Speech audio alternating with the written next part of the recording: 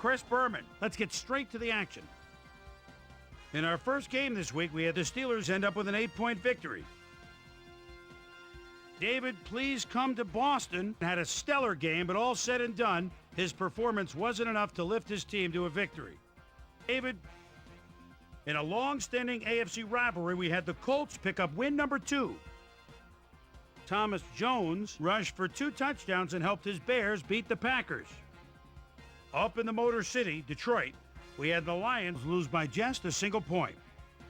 Down in Tempe, Arizona, we had the Cardinals come away with a 7-point win. Rams, Falcons. Dewan Gross is sometimes in no man's land, but you play the corner, you got to be tough. Reads it perfectly, picture perfect down the sidelines, the 30, the 20, the 10, the 5. Touchdown, 55-yard pick. The Rams go on to win this by the final score of 42-28.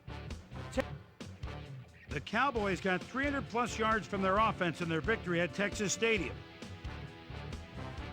The Giants won at home and will stay home for next week's game when they meet the Browns. Ernie Conwell stepped it up this week and gave his team some added firepower for the win.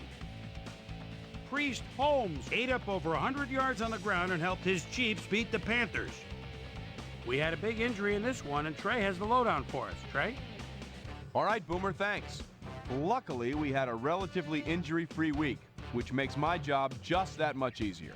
Tony Richardson won't see action for a while, and that'll be a big offensive loss for his team. He's suffering from a pulled calf muscle, and that'll keep him out for 4 weeks. So that'll do it for now. Chris, let's send it back to you.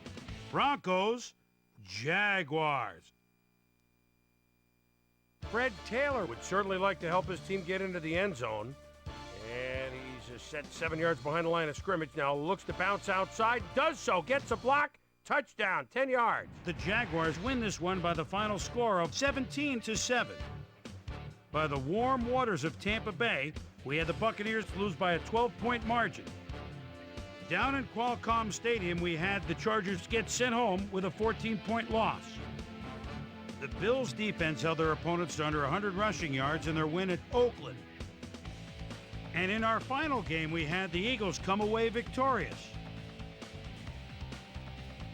So, 2 weeks into the books here on ESPN, here's my prime time performers for week number 2, and each is going to get a game ball. That'll do it, sports fans. I'm Chris Berman, and thanks so much for joining us here in the Bristol studios. We'll see you next week right here on ESPN, the worldwide leader in sports.